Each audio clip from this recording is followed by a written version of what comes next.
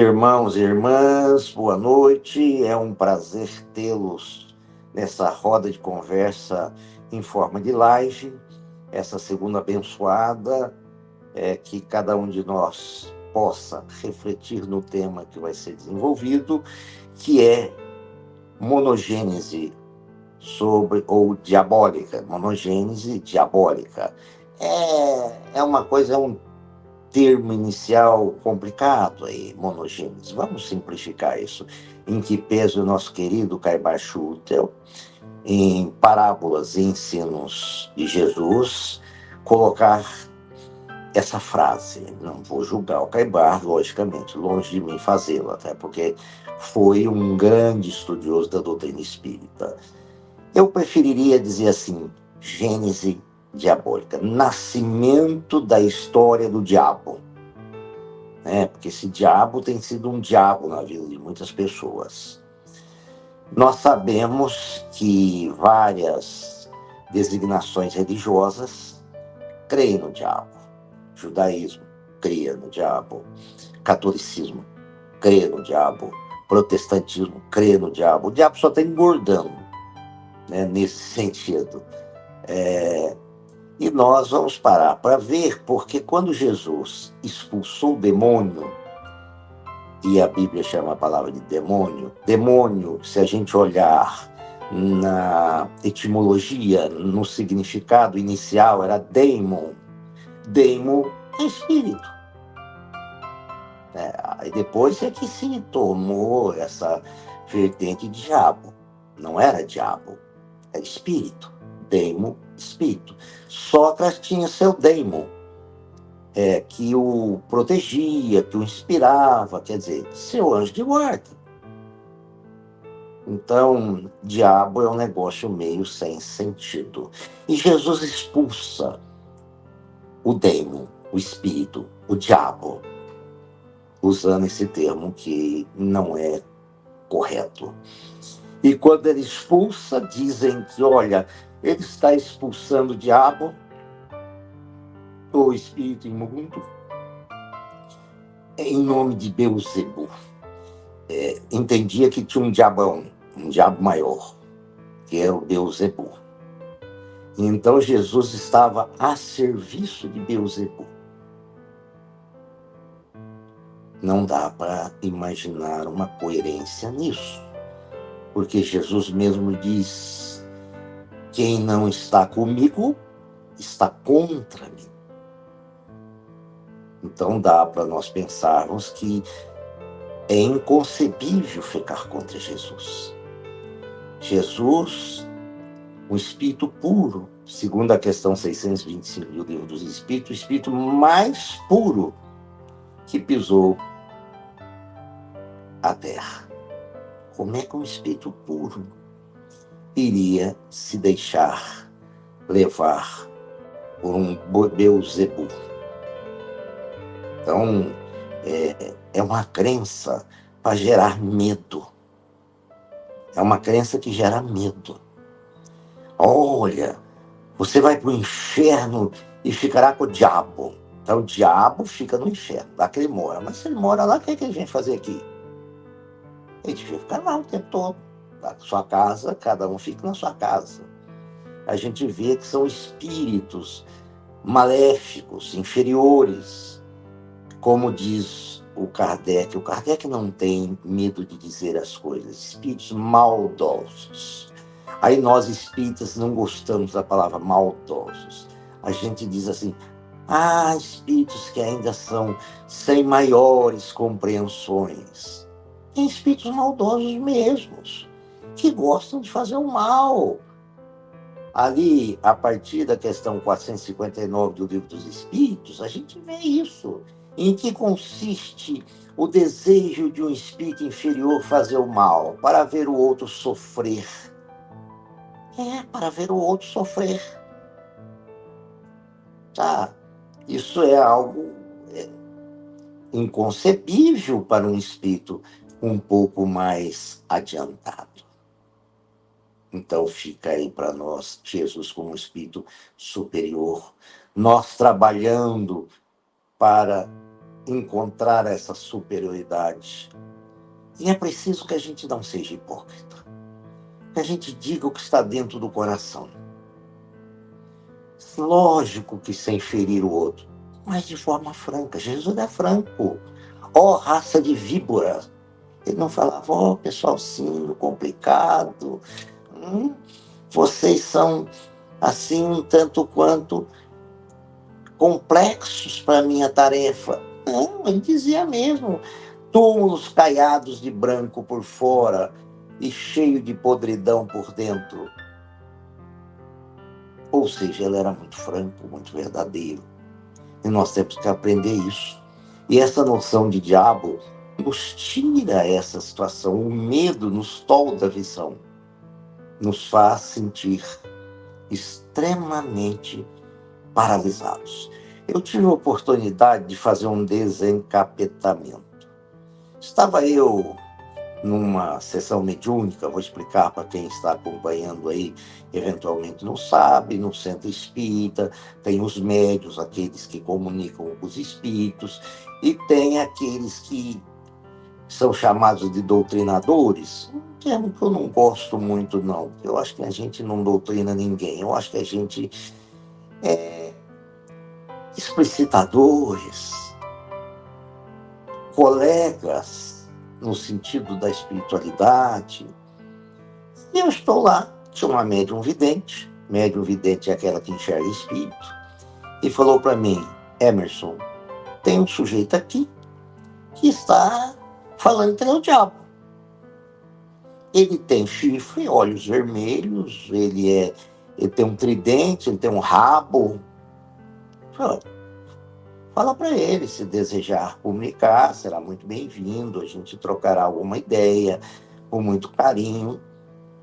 Aí ele chegou e disse assim, você sabe quem eu sou? Eu disse, não, eu sou o diabo. Você não está vendo que eu tenho chifre? Eu falei, não, eu não vejo. Mas a vidente ali falou que você tem chifre. Aqui na Terra, esse negócio de ter chifre não é legal. Sabe, dá umas conotações complicadas.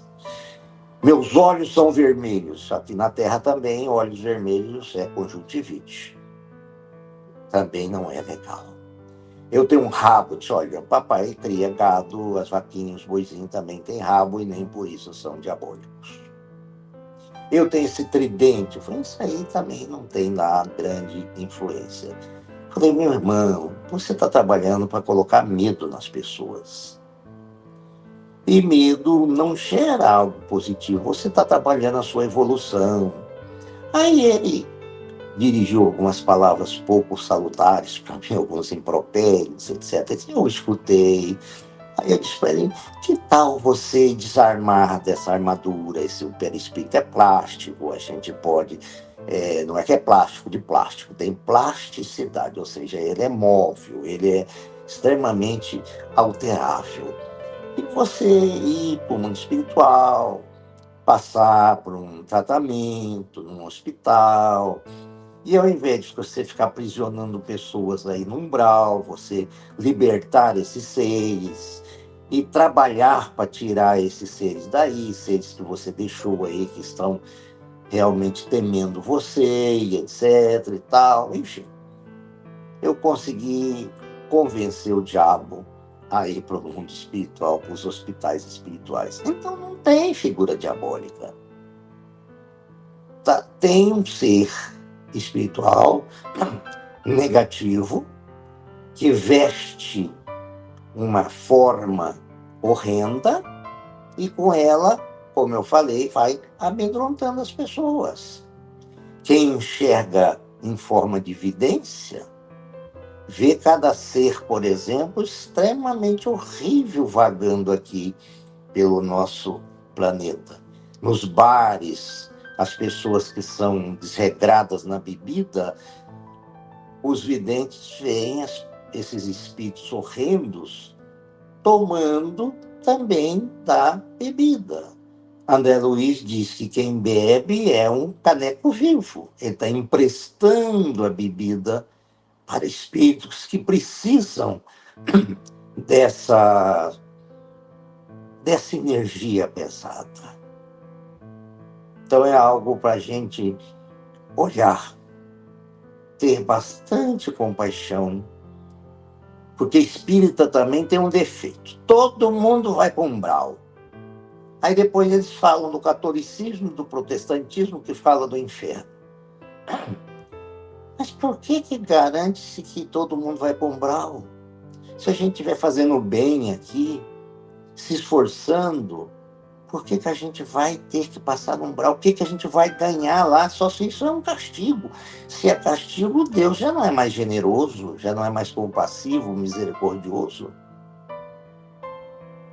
Essa ideia de umbral acaba gerando um psiquismo para quando o indivíduo desencarnar, realmente passar no umbral. Sofrer lá, talvez assim, por uma escolha própria. Por um certo masoquismo espiritual, se a gente puder dizer assim.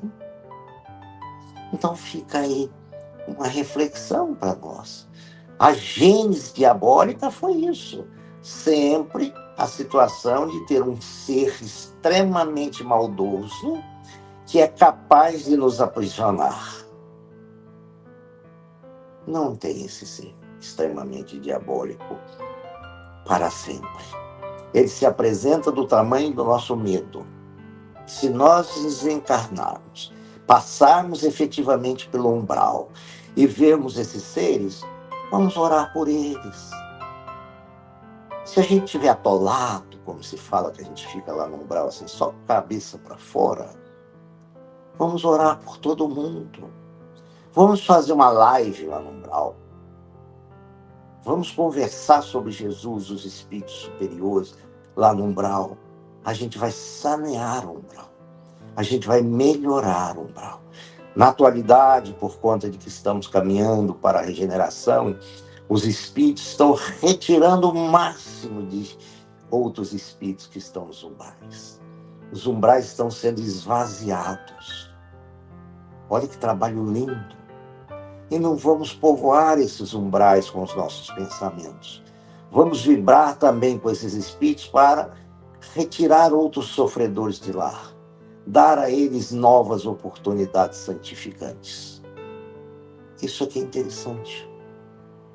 Que tal olharmos a situação por esse ângulo?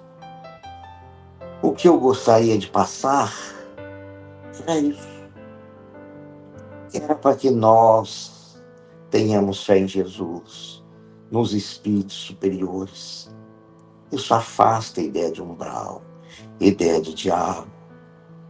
Paulo apóstolo diz: se Deus está por nós, quem estará contra nós? Então, qualquer coisa, sempre vamos olhar essa situação de que Deus está por nós. Por mais que a gente não compreenda, mas Ele está por nós. Tudo é feito, direcionado para o bem, para a evolução. Às vezes a gente não compreende, parece que está tudo... Não é. Hoje eu brincava aqui com o Leandro, no começo dessa live, estava diabólica. Tudo, entre aspas, dando errado, etc, etc. Gostei muito da fala do meu querido Leandro. Quanto mais a gente faz o bem, procura disseminá-lo, mais os nossos irmãos inferiores querem nos atrapalhar. Isso é verdade. Enquanto a gente era extremamente mundano, os espíritos inferiores não estavam preocupados conosco, não. A gente não estava incomodando. Então, quando acontecer qualquer coisa, vamos expressar, sim, talvez um certo desejo, uma certa tristeza. Mas expressado isso, vamos trazer um hálito divino para nós. Porque a gente ainda não tem condições de ser totalmente pleno. Mas nós temos condições de buscar essa plenitude na divindade, nos espíritos superiores, em Jesus. Isso é que eu acho interessante. Espíritos bons presentes nesse momento. Sejam conosco em quaisquer pontos da nossa existência. Ajudem-nos a sermos mais corajosos, mais verdadeiros, menos hipócritas. a olhar o mundo como ele é, não pintá-lo como gostaria que ele fosse. Aceitar as condições da vida, assim como Cristo aceitou o madeiro e não fez qualquer comentário negativo. Pelo contrário, disse: Pai, perdoa-os, porque não sabem o que fazem. Então, que isso seja um grande estímulo para nós nessa live. Que cada um, inclusive eu, acima de tudo, possamos melhorar, evoluir. Porque às vezes, quem nos assiste acha que somos santos. Estou longe disso. Estou apenas tentando, nessa existência, trabalhar um ponto para a minha melhoria, chamado paciência. Apenas esse, eu não dou conta ainda dos outros. Então, nessa prece, possamos pedir a Deus, cada um de nós que vai trabalhar os seus pontos mais frágeis, possam cada qual mentalizarmos e dizer: Pai, eu conseguirei, eu consigo. Com a sua ajuda, eu chegarei lá. Que assim seja.